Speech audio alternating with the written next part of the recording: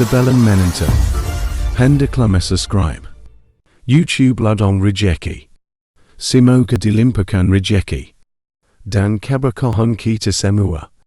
Amin. Dalam diri kita ini sudah ada kualitas ikhlas atau belum? Ini ada beberapa ciri. Kita ambil dulu ciri umum ya. Ini tanda-tanda kita sudah ikhlas. Yang pertama apa? Melakukan sebaik mungkin kebaikan termasuk ibadah meskipun sedang sendirian. Nah, ini berarti kita ciri-ciri orang ini ikhlas. Fokusnya Allah saja. Kalimat meskipun sedang sendirian ini penting. Karena kadang-kadang kita itu kalau pas banyak orang gayane, kalau ngimami suratnya panjang-panjang. Tapi begitu sendiri yo kulhu sama ina atau ina. Cowopet sholatnya. Itu ciri-ciri kamu ada riyaknya. Jadi biasanya kan begitu kita kalau ada banyak orang pamernya dikedepankan. Itu kemungkinan tidak ikhlas. Baik kalau pas banyak orang saja. Kalau tidak ada orang aslinya kelihatan. Ini ciri-ciri belum ikhlas. Tidak lillahi ta'ala, masih karena orang. Yang kedua, masih mau mendengarkan nasihat atau petunjuk. Orang itu ketika ingin dekat dengan Allah, ingin perjalanannya lurus menuju Allah, itu biasanya takut salah jalan, takut tidak diridhoi Allah. Ini membuat dia tidak berhenti belajar. Ketika dia tidak berhenti belajar, ya dia terbuka terus untuk memperbaiki diri. Biar tambah dekat dengan Allah, biar tambah dekat dengan Allah. Jadi cirinya orang ikhlas itu semangat belajarnya tinggi. Kenapa? Dia ingin lebih baik, lebih dekat terus pada Allah. Khawatir keliru, jangan-jangan mulutku saja yang lillahi ta'ala, tapi perbuatanku belum. Maka dia berusaha terus-menerus untuk belajar. Yang ketiga, orang ikhlas itu tidak ingin menonjol dan tidak suka dipuji. Ini mungkin mirip kita ya, cuma dibuang tidaknya. Kita kan ingin selalu menonjol, ingin selalu unggul. Kalau dicueki kita marah-marah. Jadi kalau ada yang muji senang. Nah, ini kemungkinan ya kebaikan yang kita lakukan karena orang. Kan sekarang kita melakukan apapun kan kita posting itu kan, kita foto, kita posting biar orang tahu. Itu kalau tidak ada yang jempoli, tidak ada yang muji, tidak ada yang kita mungkin sedih sekarang. Sudah posting 1 hari lebih loh ya, ini kok yang jempoli cuma 2 misalnya. Nah, ya, 2 itu pun ya cuma teman satu kamar. Nah kita sering begitu, kamu gelisah melakukan, kamu nunggu dipuji orang. Nah, padahal cuma satu kamarnya 3, berarti yang satu nggak jempoli juga.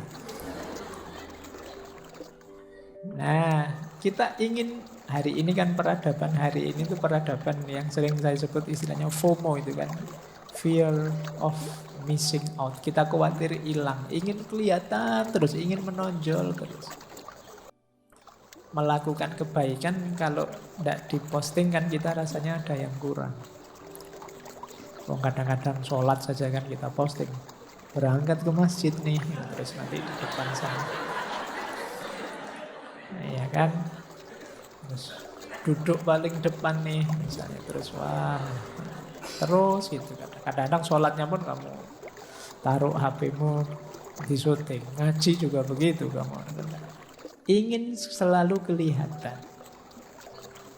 Nah, baik, orang ikhlas itu tidak ingin menonjol, tidak suka dipuji. Bahwa orang muji monggo saja, itu bukan yang saya kejar. Bahwa saya kok kelihatan unggul, kelihatan menonjol di antara yang lain, tidak masalah. Tapi itu bukan target. Kemudian selalu muhasabah.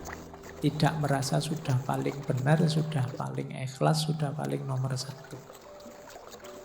Dan yang terakhir, lebih suka beramal diam-diam secara rahasia. Tidak suka pamer itu. Ini memang agak kebalikan peradaban hari ini. Peradaban hari ini itu orang selalu ingin kelihatan. Mungkin juga mental kita itu, kalau kita kan sering kalau ada apa-apa, tidak ada fotonya hoax, tidak ada videonya hoax. Jadi akhirnya bawah sadar kita itu melakukan apapun ada fotonya, ada videonya. Jadi mungkin peradaban hari ini itu bisa kita sebut peradaban riya. Pamer terus apa-apa ingin dipamerkan. Ini agak hati-hati ya. Ini untuk jiwa kita agak masalah. Orang yang selalu ingin pamer. Kata Syekh Zunun Al-Misri lebih tegas lagi.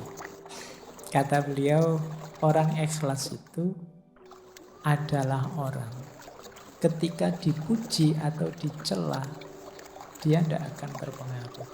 Pujian dan celaan itu dianggap sama.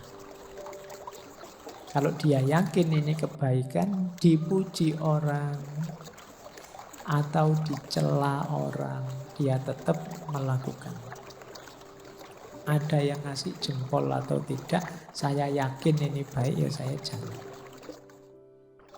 Ini orang ikhlas. Yang kedua, lupa kalau sudah melakukan kebaikan. Ini berarti orangnya ikhlas. Misalnya sudah memberi utang teman bulan yang lalu, itu mungkin 10 tahun lagi masih diingat. Wah, kamu dulu zaman kuliah kalau bukan. Jadi dieling-eling terus. Temannya hutang 20.000 saja. Ini kamu dulu itu 20.000 belum kamu bayar loh sampai sekarang. Baik, ya berarti memang ya tidak salah, cuma belum ikhlas. Ikhlas itu biasanya tidak dianggap lagi. Sudah melakukan kebaikan, ya sudah saatnya kebaikan selanjutnya. Jadi tidak hanya mengagumi kebaikan yang lama, tapi selalu memproduksi kebaikan yang baru. Cirinya orang ikhlas. Terus yang ketiga, lupa hak-hak dari amal solehnya. Jadi tidak mikir reward. Wah, sampean melakukan ini itu harusnya dapat pahala sekian loh, harusnya. Tidak apa-apa lah, monggo terserah Allah saja urusan besarnya balasan pahala. Tidak berpikir ke sana sudah. Menurut saya ini baik, ya sudah. Sampean rajin ke masjid, wah berarti setiap sholat pahalanya 27 derajat. Ya alhamdulillah monggo, tapi fokusnya tidak ke situ. Jamaah itu baik, dianjurkan, ya saya ikut jamaah ke masjid. Pahalanya dilipat gandakan berapapun, atau jangan-jangan sekarang sudah tidak 27 lagi karena kursnya mungkin berubah. Itu serahkan saja pada Allah kalau tentang itu. Jangan-jangan kamu protes, zaman dulu 27 sekarang masih 27 juga ya harusnya. Semoga lah, pokoknya kamu jamaah saja lah sudah. Tidak usah terlalu difikir hak balasan dan lain sebagainya. Nah ini ciri-ciri ikhlas kalau menurut Syekh Zunun Al-Misri. Baik, kita lanjutkan. Ada tips dari Syekh Ibnu Athaillah As-Sakandari, karena tadi ada hubungannya dengan riya. Syekh Ibnu Athaillah menyarankan strategi uzlah, namanya khumul. Khumul itu menyembunyikan diri, mengubur diri, itu khumul. Makanya mungkin ini istilah ini diserap oleh bahasa Jawa jadi kemul. Kemul itu selimut.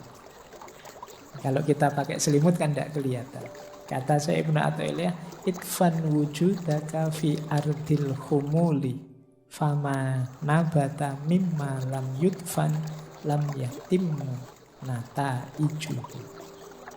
Sembunyikan wujudmu pada tanah yang tidak dikenal.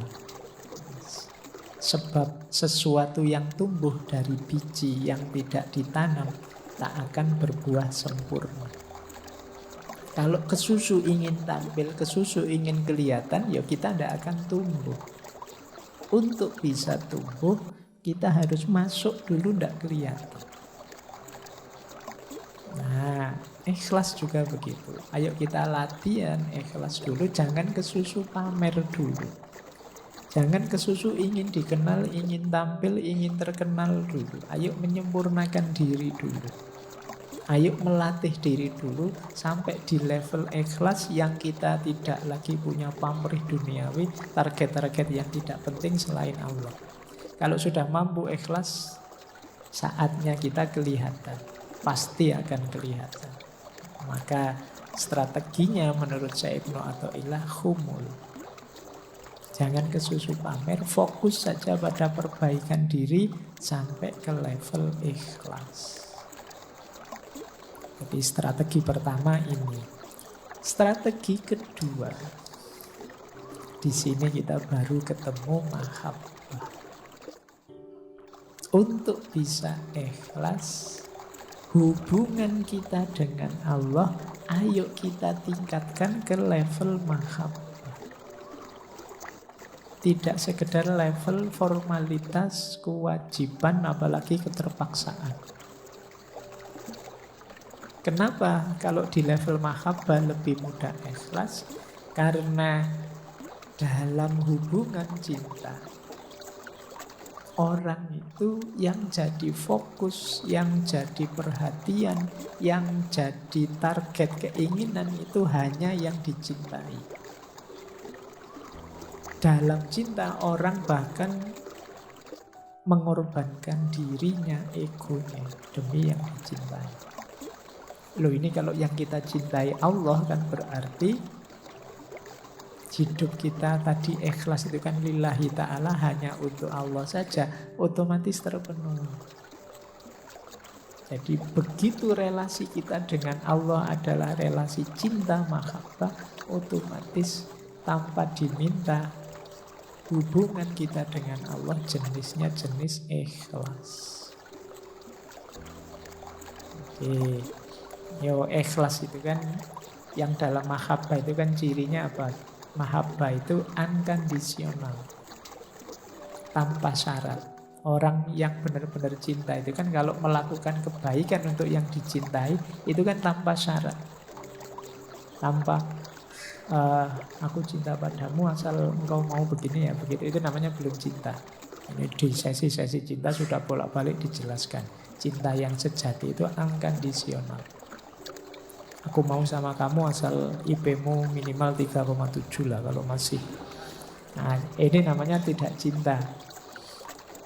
Aku mau asal gajimu sekian, ini namanya kondisional. Kalau cinta itu unconditional. Jadi sama Allah juga begitu. Tidak pakai tawar-menawar. Kenapa kok kamu serius sekali ibadah? Biar Allah itu memberi anugerah, saya bisa kaya raya, saya punya banyak karomah, bisa jalan di atas air, atau saya punya apa. Tidak itu. Tujuanku Allah saja. Jadi fokusnya hanya Allah saja. Orientasinya hanya ridhonya Allah saja. Kayak kalian yang sedang jatuh cinta, itu kan ketika membahagiakan yang kamu cintai, itu kan senangnya luar biasa. Ya tidak harus pacarmu, orang tuamu pun yang sangat kamu cintai, kalau kamu bisa membahagiakan mereka, itu kan senangnya luar biasa. Maka cintailah Allah, otomatis hubunganmu dengan Allah berubah jadi hubungan ikhlas tadi, hubungan yang bersih, jernih, tidak ada yang lain selain Allah saja. Nah, ini strategi kedua. Yang pertama tadi humul, yang kedua mahabbah.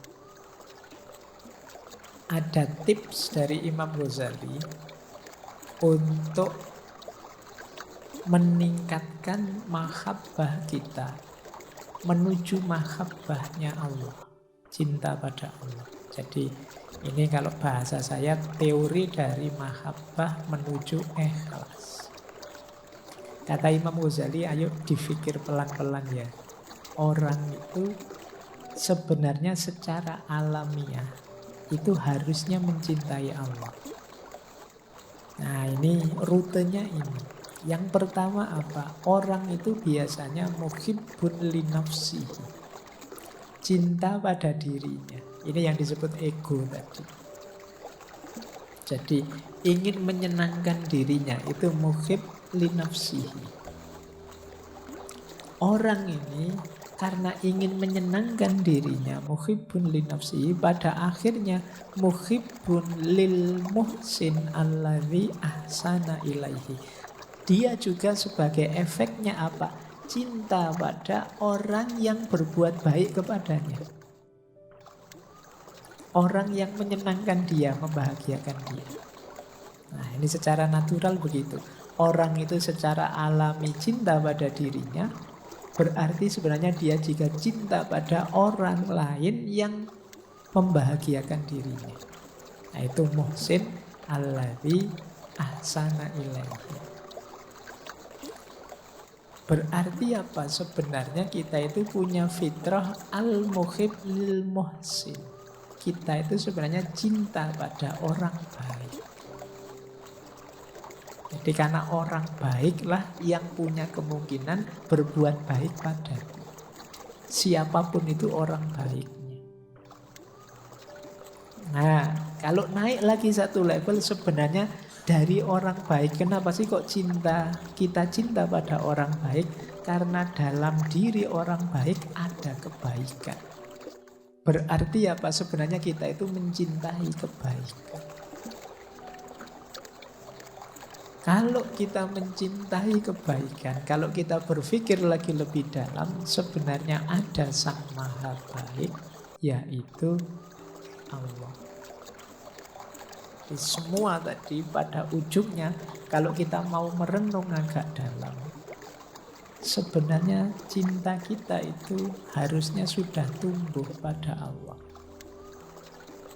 Hanya saja selama ini kita tidak pernah merenung sedalam itu. Ini nanti bagian yang harus kalian ulang. Dengarkan lagi ya, bahwa manusia itu pertama-tama dia pasti ingin membahagiakan dirinya, cinta pada dirinya. Otomatis berarti dia juga akan cinta pada orang yang membahagiakan dirinya, bisa membahagiakan dirinya. Orang baik yang bisa membahagiakan dirinya, berarti sebenarnya dia juga cinta pada orang baik. Siapapun orang baik, ini punya potensi berbuat baik pada dirinya, sehingga siapapun orang baik perlu dicintai. Orang baik itu disebut orang baik sebenarnya karena ada kebaikan dalam dirinya. Berarti yang kita cintai sebenarnya adalah kebaikannya. Kalau kita cinta pada kebaikan, jangan lupa ada Sang Maha Baik, yaitu Allah. Jadi puncaknya cinta itu harusnya Allah. Kita mencintai apapun dengan alasan apapun itu kalau ditarik ujungnya pasti Allah. Anda, Bapak, saya tidak cinta kebaikan, yang saya cintai kecantikan, keindahan. Loh, emangnya yang maha cantik, maha indah siapa? Kalau bukan Allah. Tidak, Bapak, saya cinta kegagahan. Kalau cuma indah, cantik, saya tidak terlalu tertarik. Saya suka yang maco-maco, yang tidak terlalu. Iya, yang maha gagah siapa lagi kalau bukan Allah. Jadi cintamu pada apapun, kalau kamu renungi sampai puncak, tetap ujungnya ya ketemu Allah. Jadi sebenarnya tidak ada alasan kalian tidak mencintai Allah. Berarti tidak ada alasan kalian itu melakukan apapun tidak secara ikhlas. Oke, saya lanjutkan. Nah, ini ada pendukung dan penghalang. Saya agak cepat ya waktunya. Ini real time sekarang, kalau di rekamannya mungkin belum nyampe 1,5 jam. Ini kita mulainya agak telat. Nah, pendukungnya ikhlas itu tentu saja ilmu, ini pasti. Tidak mungkin ikhlas bisa sempurna, utuh, utama tanpa kita paham apa itu ikhlas. Malam ini sedikit-sedikit kita belajar tentang ikhlas, itu paling tidak kan kita sekarang tahu bagaimana cara kita ikhlas. Maka ilmu jadi kunci. Yang kedua sahabat. Ya tentu saja orang-orang sekitar kita mendukung. Kalau sekelilingmu orang-orang toksik semua, yo, kamu tidak akan jauh-jauh dari situ. Cari teman yang enak. Jadi yang mendukung pertumbuhan jiwamu menuju keikhlasan. Yang ketiga, mujahadatun nafas, kemampuan memerangi diri, kemampuan mengendalikan diri. Semakin orang canggih mengendalikan dirinya, menguasai dirinya, semakin mudah nanti mengarahkan pada ideal-ideal hidup, termasuk keikhlasan. Yang keempat, jangan lupa isti'anatullah. Isti'anatullah itu kesadaran untuk minta pertolongan pada Allah. Jangan merasa sudah hebat, sudah bisa. Karena Allah lah yang membolak-balik hati kita. Yang kelima, sadar bahwa kita ini fana, dunia ini fana. Maka eman-eman pamrih amal baik kok hanya duniawi. Eman-eman pamrih amal baik kok hanya sukses sekarang. Hidup hari ini itu tidak segalanya. Jadi yang lebih hakiki besok setelah hidup hari ini. Nah, kesadaran ini akan memudahkan kita untuk ikhlas. Penghalangnya ikhlas tentu saja ada riya, tadi dijelaskan, ujub, merasa sombong, merasa besar, takabur, sombong, hasud. Selama masih ada kedengkian pada siapapun, sulit kalian ikhlas. Karena orang hasud itu targetnya bukan Allah, tapi hancurnya orang yang dia benci.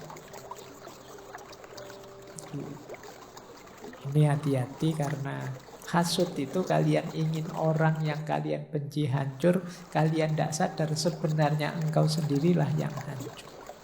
Karena kedengkian itu merusak dirimu. Makanya di surat Al-Falaq itu secara khusus kita diminta berdoa, berlindung dari orang-orang yang hasud. Wa min syarri hasidin idza hasad. Karena orang hasud itu bisa melakukan apapun yang merusak, bahkan merusak dirinya sendiri tidak masalah, asal orang yang dia hasuti juga rusak. Nah, ini merusak keikhlasan. Peradaban hari ini kan antara lain diwarnai follower dan hater. Nah, boleh kamu tidak suka, boleh kamu tidak cocok, tidak setuju dengan sesuatu, tapi semoga tidak nyampe pada level hasud ini. Kebencianmu membuat cita-cita hidupmu hanya kehancuran yang kamu benci. Dan yang terakhir, munafik. Munafik ini orang yang antara ideal dan realitasnya tidak nyambung. Tentu saja tidak mungkin bisa ikhlas orang yang munafik. Jadi ini pendukung dan penghalangnya. Saya lanjutkan. Nah, riya adalah bukti kita belum ikhlas. Nanti di kitab-kitab tentang ikhlas selalu dikaitkan dengan riya. Riya ini antitesisnya. Orang yang belum ikhlas berarti dia masih riya. Cirinya 4, kata Sayyidina Ali. Yang pertama apa? Males kalau sendirian, rajin jika banyak orang, tambah rajin kalau dipuji, males kalau sudah dicela, dikritik. Nah, ini kalian coba ya introspeksi ya. Kebaikan apa yang sudah kalian lakukan selama ini, ada ciri itu enggak?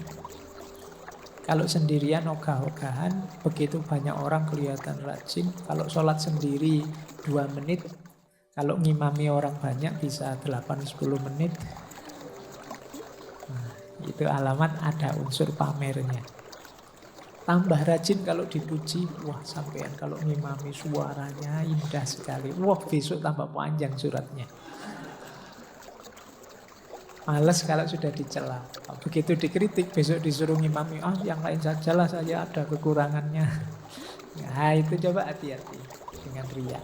Itu penghalang besar dari ikhlas.